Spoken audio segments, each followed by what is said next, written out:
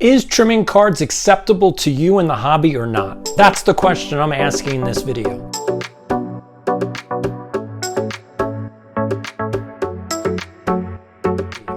Now, if you were wondering why I'm wearing this jersey, this is actually my hockey jersey from college. I'll show you the back. And I figured this was probably a good time to break it out. I was not sure that I was going to do a video on this topic. I thought that Sports Card Radio actually did the best job you could of covering the story.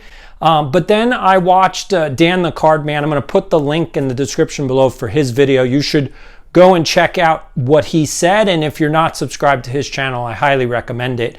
He is very rational. He uses logical reasoning. And he's got a cool accent, so you should definitely check him out.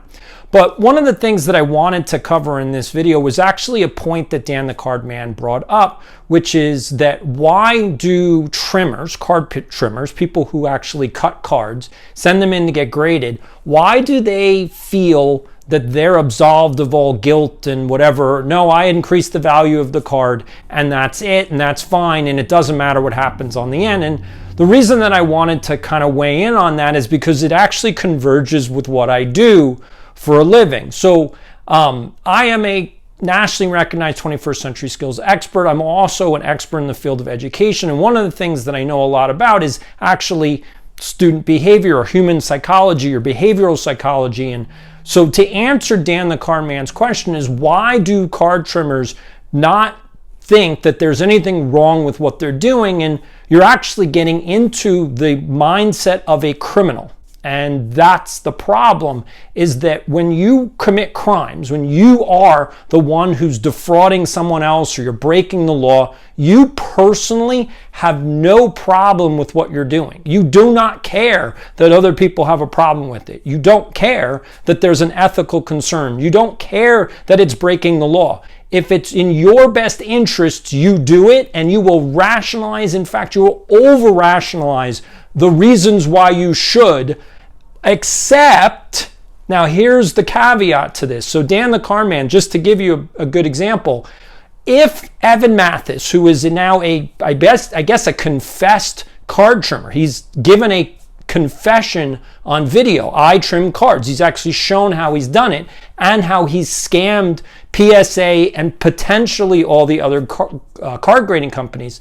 So if he not just gets caught because he confessed to it, but if there are personal consequences to him, he'll flip the script and then become the victim. He will actually cry.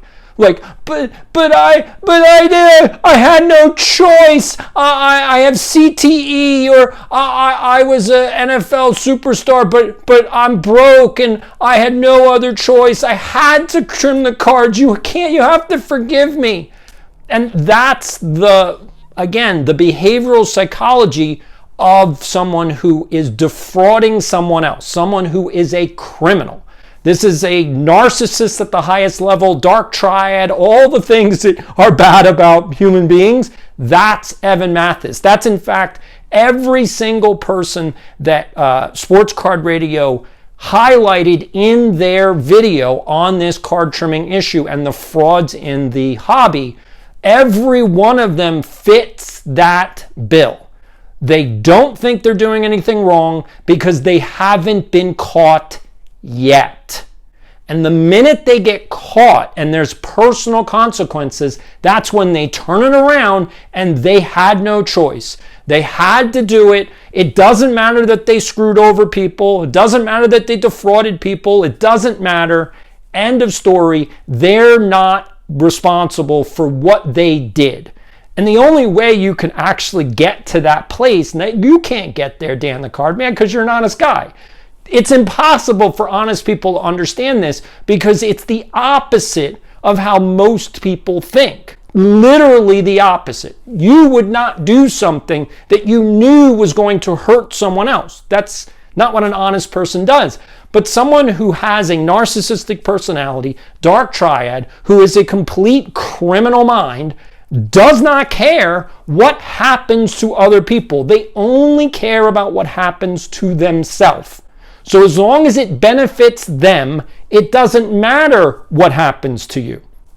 So I don't know what you do about card trimming because it's never going away. You can't get rid of narcissistic people. You can't get rid of dark triad. You can't get rid of criminals. People are always going to do this. What it really exposes, I think, from the story that Evan Mathis is now telling, is that we have a real problem with grading companies, because if the third-party graders cannot detect trimming, there's no point in grading cards anymore. Until their technology catches up to catch trimming, you're wasting your money on grading cards, because all graded cards now are tainted, all of them. The minute you buy a graded card, no one's going to know. Everyone's going to suspect all graded cards. So it behooves PSA, SGC, and BGS, since those are the big three, to really come out strong and show we have the technology, we know how to identify these card trimmers and cards that are altered, and if you have a trimmed card, we will take it back, we will burn it, because they need to burn these cards. Like, I don't know, like, you can't just take them out of a slab and put them out raw. No, you need to burn the cards. Like, those cards need to be destroyed. And that's something that doesn't happen in this hobby, is cards never get destroyed. Like, if it's a fraudulent card, it needs to be burned. Like, if you send in a fake, it needs to be burned. Now, if you're not, like, if you bought it from somewhere else, like, this is the problem with the hobby, is that cards get passed around so frequently that it's hard to know what's called, in the art world, it's called provenance. Where did the card come from? Who actually created this fake? Who trimmed the card? And if we had better provenance, then we would know, oh, well, this is the guilty party. But because there's zero provenance, there's zero ability to know where cards came from, we have a problem in the hobby. So I'm definitely concerned. I don't buy high-end cards, and I also don't buy very popular cards. I own most of the popular cards that I want. So I bought them way before, like, nobody graded cards back in the day. So I bought them before cards got graded. So if a card was trimmed, it was trimmed. And to be honest, I have a couple cards that weren't trimmed, that they were, destroyed. Like, they're not whole cards. So I already know that, and I know if I need to sell it, it's clearly obvious the card's been, damaged. I can't sell it for full value. It's a damaged card. Will it get authenticated? Well, I mean, that's kind of the issue, is should SGC and PSA be putting an authentication grade on any cards? Because, yeah, my card is authentic. It's real. It's damaged.